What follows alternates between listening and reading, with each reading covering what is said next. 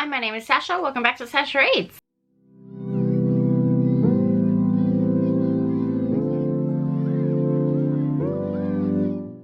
So today I'm going to be talking about all the books that I read in March. I read 14 books in March, which is probably my best reading month to date, which is really interesting because I had a baby at the end of February. No, actually it's not, because he sleeps and he feeds. Either I'm reading when he's feeding or I'm reading when he's sleeping. Yeah, not much housework has been done, that's for sure. Anyway, so in March I read 4 5-star books, 7 4-star books, 4 3-star books. So a really good reading month. I binged a whole series. Like if you told me maybe 2 years ago I'd read something like that, I'd be like, you're joking, but no. I'm into that sort of stuff now. So anyway, let's just get into the books. First book I read was an ARC, and that was gifted by the author. So thank you so much, Megan Van Dyke, for a copy of Second Star to the Left. This is a Peter Pan retelling focusing on Tink and Hook, and it was so good. I gave this book 5 out of 5 stars. Just the romance between them and the heat and the plot and the storyline as well. So they basically, Hook has stolen something from the Queen Mermaid, Tink has stolen it back, and now Hook's been cursed, so he is trying to get that curse lifted. And the Queen Mermaid was like, well, you two need to team up and find something else for me now, and I will lift your curse and I will help you, Tink, do what you need to do. Because Tink has another agenda as well. And I loved it so much. And there was one scene, like, just the heat between these two characters. Oh my gosh. Oh, so good. I really, really loved it. And I just, yes, loved it. So good. Definitely go pick it up if you can, because it was so good. I then read The Love Hypothesis by Ali Hazelwood and gave it 3 out of 5 stars. It just, yeah, like, I think it just was overhyped for me, to be quite honest with you. The characters were just a bit, yeah. Adam was gorgeous. Adam's definitely the strong, silent type sort of man, but you could just tell that he was in love with her all the way from the start, and how she just did not see that at all is just beyond me. And she's all like, oh, I can't fall in love with him, but I am. And she's like, he doesn't love me. And I'm like, open your eyes, like, it's obvious, it's right there. I then read all 5 books in the Mindfuck series by S.T. Abbey. So this is a series that I binged. I think it took me like 4 days, 3 or 4 days to read all 5 books. So this is a serial killer FBI officer romance. It's very dark. Trigger warnings for rape, pedophilia, gore. Definitely look up the content warnings before you get into it. Like, this series just overtook my life for those couple of days, and I want to go back and reread them already. Lana is such a badass. I love Lana so much. Basically, so it's about Lana, who is a serial killer, and she's only killing the guys who hurt her when she was younger. And there's a whole other aspect to it as well, because you want to try and figure out like who the original murderer was and blah blah blah. I gave each book 4 stars, but like on a whole, this whole series was just, I loved it so much. I really did. I read Razorblade Tears by S.A. Cosby. I gave this book 5 out of 5 stars. This is a book that makes you think. It's heartbreaking, basically. So this book is about these 2 dads whose sons have been murdered because they were gay, basically. So they were married. One of them was black, one of them was white, and so the fathers have now teamed up to try and find out who murdered their sons. And like, there's lots of talk about race and homophobia in this book as well. I know it wasn't that long ago that I read it, but I cannot like really remember. Like, I can remember it, but I can't remember, like I can't really talk about it. I'm such a bad booktuber.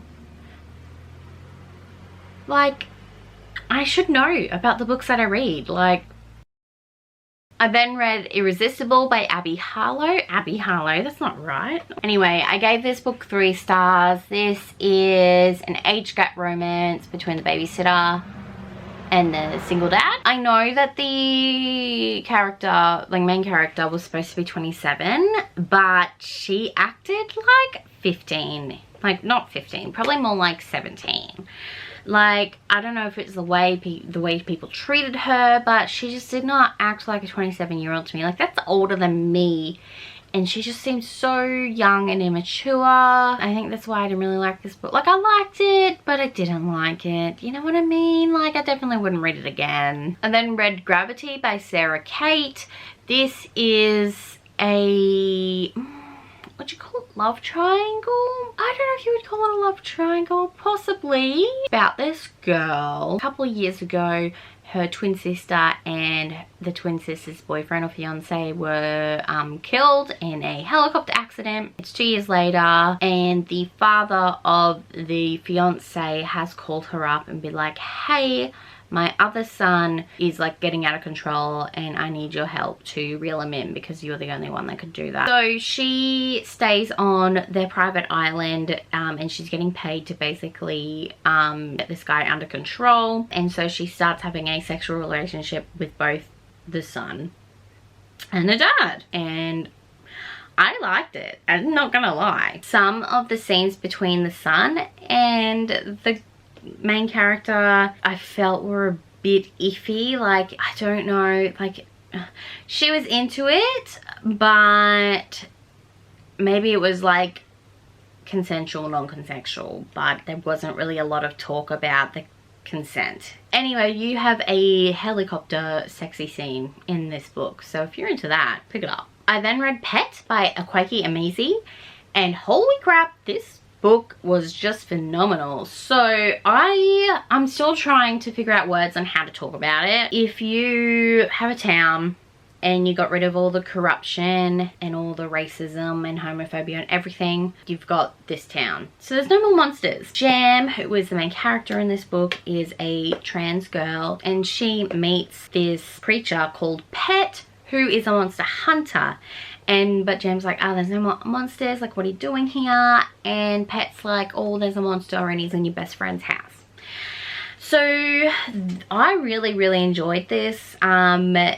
It does talk about like racism, homophobia, also child sexual assault is mentioned in this book. It doesn't tell you, and at the start I was like, oh, I need to know, but then I'm like, no, I don't. The monster in the book is hurting the best friend's younger brother, basically. Like, that's a spoiler. Sorry, guys. It's still bad whether he's hitting him or sexually abusing him. Like, it doesn't, like, you don't need to know if one's worse than the other. Like, they're both bad and they both shouldn't be done. The way this book talks about it, I think it's a great book to, like, because it is, like, I don't know if it's middle grade or it's young adult, but I believe it's a really good topic for like teenagers to read about.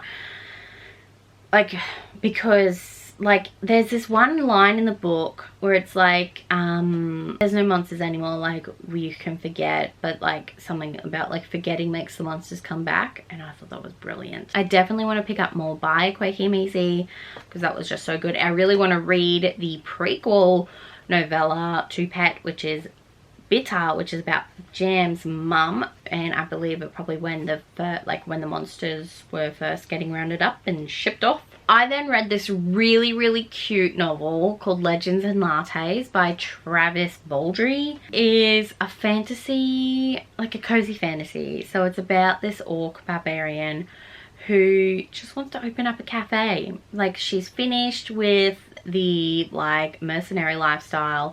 She just wants to open up this cafe and just live her life now. Like, and it was so cute. I really liked it. It's sapphic as well, so definitely go pick it up. I then read Ice Planet Barbarians by Ruby Dixon. Look, so basically this is Alien Smart. I think it's supposed to start off like real sci-fi, but I think eventually the novels go on. There's like 15 of them now. They all just sexy aliens. Wait a minute. Wait a minute. Wait, first of all, you're not gonna speed past that like you didn't just say what you just said.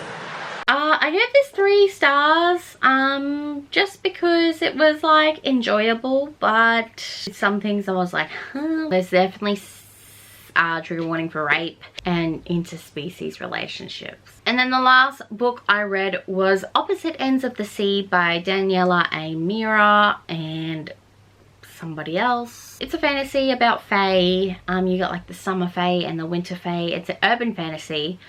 So they talk about phones, like you've got like a fae phone and fae watch, and I think it's supposed to be like the Apple brand, but like fae. This was alright. I think I gave it 4 stars. I think I was just reading it for the sake of reading it. I don't know if I was really enjoying it as much as I wanted to. I don't think there's a sequel, but if there is, I probably won't pick it up. So you got Nathaniel and somebody. Anyway, so basically the winter fae, she's like a bounty hunter and she's like trying to reject her mum's standards for her because she's like in line for the throne. And the summer fae, who's Nathaniel, is just living his life until he meets her basically, and he's then all about her, and when she gets kidnapped he's like trying to save her, and yeah, I don't know. It was alright. Like, I won't read it again. It was enjoyable, but I won't read it again. So maybe it was more 3 stars. Anyway, so those are all the books that I read in March. Let me know what your favorite book that you read in March was down below. But yes, thank you so much for watching. If you like this video, don't forget to like it and hit subscribe if you want to see more from me. Definitely add me on Goodreads and Instagram if you want to be my friend. I try to post on Goodreads. No, I try to post on Instagram often. It's getting there, guys. Anyway, thank you so much for watching, and I hope you have a wonderful rest of your day.